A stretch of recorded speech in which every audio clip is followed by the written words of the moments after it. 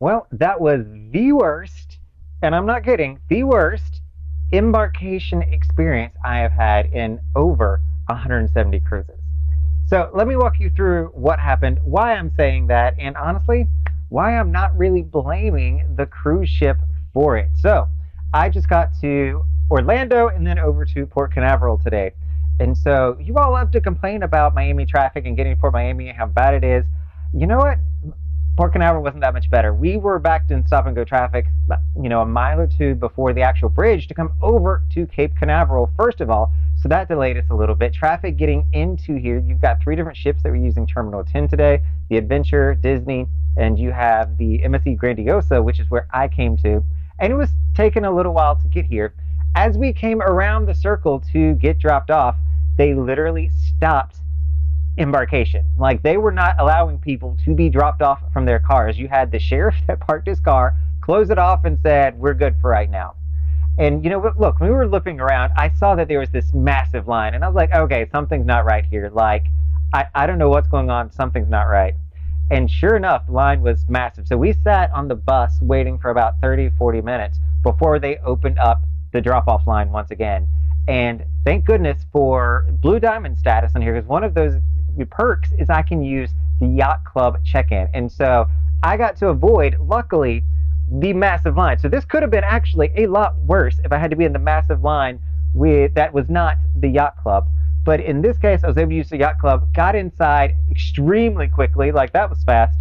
But because I'm not true Yacht Club, I'm only Blue Diamond, I don't have a butler. So I didn't have anybody to escort me onto the ship, so I had to wait in line to board the ship.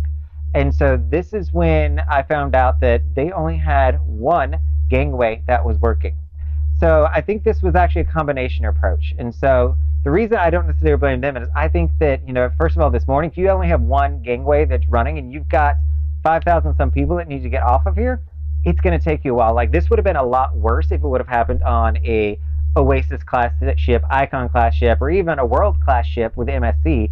It would have been even worse. Can you imagine 10,000 people using just one gangway to get off? And so they were late with getting everybody off, and apparently somebody went missing. And so this is where the ships want to get to a zero count, meaning everybody is off the ship.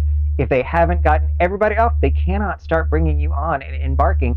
And apparently somebody went missing, got lost. I don't know the whole story. I don't even know if it's accurate. That's what I heard.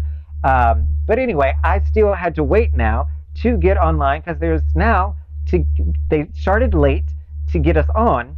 And from there, you had one gangway. And so even for me having a very expeditious process of going through Yacht Club, I still had to wait about 45 minutes from the time that I checked in at Yacht Club to wait with everybody else just to board the ship after I had already checked in. And so I don't necessarily blame MSC for this.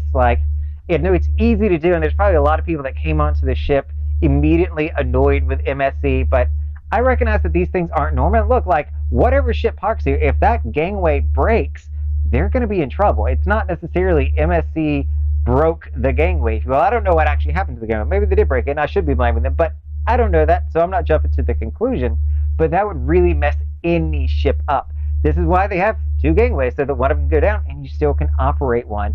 But just imagine if it was a bigger ship, you'd be in even more of a foul shape.